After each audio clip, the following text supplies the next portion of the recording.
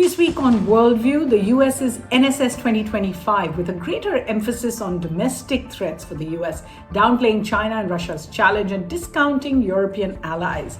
Is the US Trump administration signaling a major geopolitical shift with its latest national security strategy? And amidst a year of tensions with Washington, how should New Delhi read the references to India? How do they compare with previous NSS documents?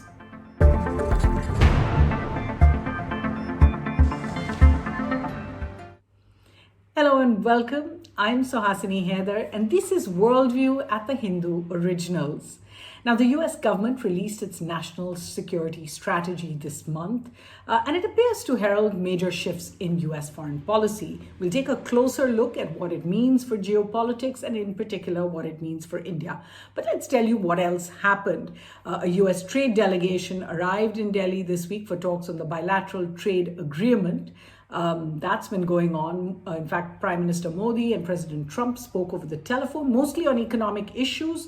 It's unclear what they spoke about on strategy in particular. However, the US did on the same day notify Congress about the supply of F-16 support to Pakistan. It's a $686 million deal that India has protested in the past. Now, the US also, on that same day, announced a new 9-nation Pax Silica initiative with Japan, South Korea, Singapore, and Australia, Israel and UAE, UK, and the Netherlands for critical mineral supply chains for semiconductors as well as for energy. Those were the big headlines, really. But first, why does the US NSS matter? Let's just give you a bit of history there. Since 1986, a US law had been passed directing the president to provide a roadmap of US strategy annually. It wasn't always annual. Since 2002, in fact, US administrations have been releasing a document just once every term, once every 4 years or so. So the Trump 1.0 NSS was released in 2017. The Biden administration released an interim NSS in 2021 and then the final in 2022. So this is the first one since then. It also comes after the US has raised tariffs, applied sanctions, reworked international relationships that have really fueled global uncertainty. And a written strategy actually seems that much more important as a result. Let's turn to the document itself. You can find it easily online. So you can open page 11, for example, where they say, here are the specific priorities for the US. And these are telling. The first, it says the era of mass migration is over. So the anti-immigrant, MAGA kind of positions are likely to continue. The second, the protection of core rights and liberties, perhaps not as you would think they're meant to be. They're meant to actually take on the anti-woke, anti-diversity advocates they see particularly in Europe. The third is burden sharing and burden shifting. This is about making European allies and Asian allies shoulder more costs, shoulder more responsibilities, including military ones, in their regions. The fourth is realignment through peace, which speaks of various peace deals the US claims to have brokered. Once again, a mention of Trump's role in mediating the India-Pakistan conflict, of course, which the Modi government has denied on more than 50 or 60 occasions. That claim has been made already.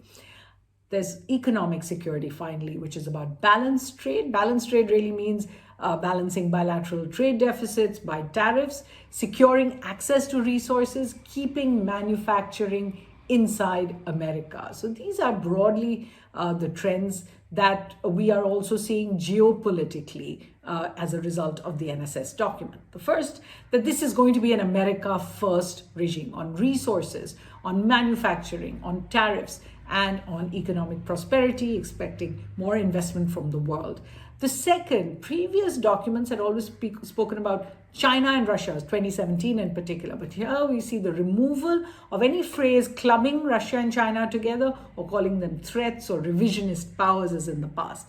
The third is this new concept, the protection of Western Hemisphere, that is North and South America, and a protection from other countries coming in, what they call non-hemispheric countries, essentially meaning China. It's also called the Trump corollary to the Monroe Doctrine, several decades old, several hundred years old, which opposed European colonialism in the Americas. So now it's being extended to perhaps China. There's also harsh criticism of Europe for not controlling migration, not arming itself well enough, having self-defense enough, and depending too much on the US for that.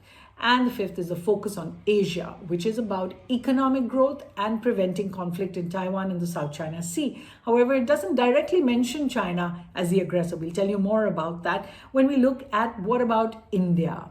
Watch the full video on the Hindu Originals.